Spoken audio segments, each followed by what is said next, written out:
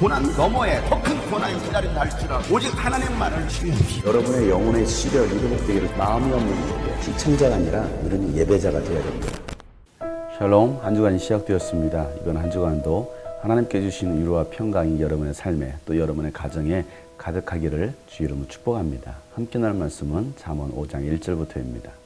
내 아들아, 너는 내 지혜에 주의를 기울이고 내 명철에 너의 귀를 기울여서 분별력을 간직하고 내 입술로 지식을 굳게 지켜라. 음행하는 여자의 입술에는 꿀이 떨어지고 그 말은 기름보다 매끄럽지만 그것이 나중에는 쑥처럼 쓰고 두 날을 가진 칼처럼 날카롭다. 그 여자의 발은 죽을 곳으로 내려가고 그 여자의 걸음은 스올로 치닫는다. 그 여자는 생명의 길을 지키지 못하며 그 길이 불안정해도 그것을 깨닫지 못한다. 내 아들아, 이제 너희는 내 말을 잘 들어라. 내가 하는 말에서 벗어나지 말아라. 네의 길에서 그 여자를 멀리 떨어져 있게 하여라. 그 여자의 집 문 가까이에도 가지 말아라. 그렇지 않으면 내 영예가 다른 사람에게 넘어가고 내 아까운 세월을 포악자들에게 빼앗길 것이다. 다른 사람이 내 재산으로 배를 불리고 네가 수고한 것이 남의 집으로 돌아갈 것이다. 마침내 내 몸과 육체를 망친 뒤에 내 종말이 올 때에야 한탄하며 말하기를 내가 어찌하여 훈계를 싫어했던가, 내가 어찌하여 책망을 멸시하였던가, 내가 스승에게 순종하지 않고 나를 가르쳐 주신 분에게 귀를 기울이지 않고 있다가 온 회중이 보는 앞에서 이런 처절한 재난을 당하는구나 할 것이다. 너는 내 우물의 물을 마시고 내 샘에서 솟아나는 물을 마셔라.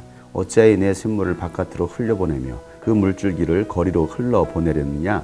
그 물은 너 혼자만의 것으로 삼고 다른 사람들과 나누지 말아라. 네 샘이 복된 줄 알고 내가 젊어서 맞은 아내와 더불어 즐거워하여라.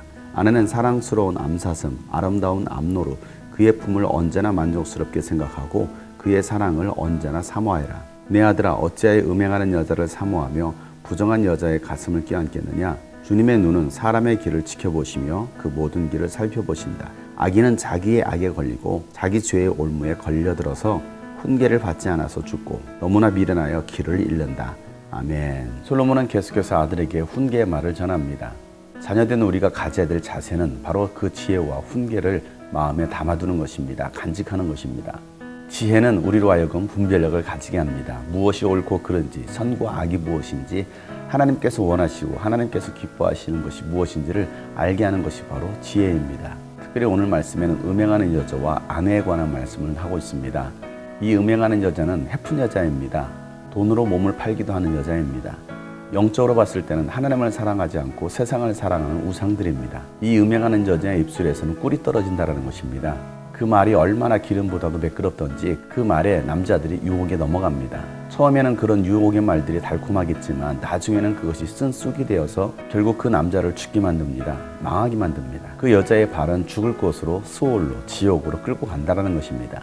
그래서 솔로몬은 아들에게 이 음행하는 여자에게서 멀어지라고 말하고 있습니다. 그렇지 않으면 지금까지 쌓아뒀던 나의 모든 영예가 한순간에 무너지기 때문입니다. 또 지금까지 내가 쌓아뒀던 재산, 이 모든 것들을 한순간에 날려버릴 수 있기 때문이라는 것입니다.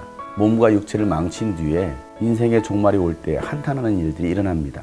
한순간의 유혹을 이기지 못하고 음란한 여인에게 빠졌을 때에 결국에는 그 남자는 망하게 되는 것입니다. 그 이유가 어디 있습니까? 스승의 말을 귀담아 듣지 않은 것입니다. 그의 가르침을 귀 기울이지 않은 것입니다. 결국 사람들 앞에서 창피를 당하게 되는 일들이 일어나게 되는 것입니다.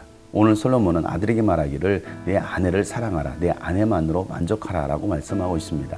하나님은 십계명에서도 간음하지 말라라고 말씀하고 있습니다. 예수님도 그와 같이 말씀하십니다.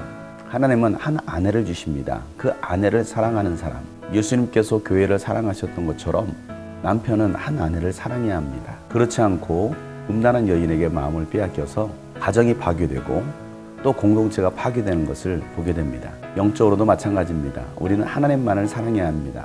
하나님이 아닌 다른 것들의 시선을 돌리고 그 유혹의 말에 이끌려간다고 한다면 결국에는 가지고 있는 모든 것들을 다 빼앗기고 말 것입니다. 하나님의 눈은 우리 모두를 살펴보고 계십니다.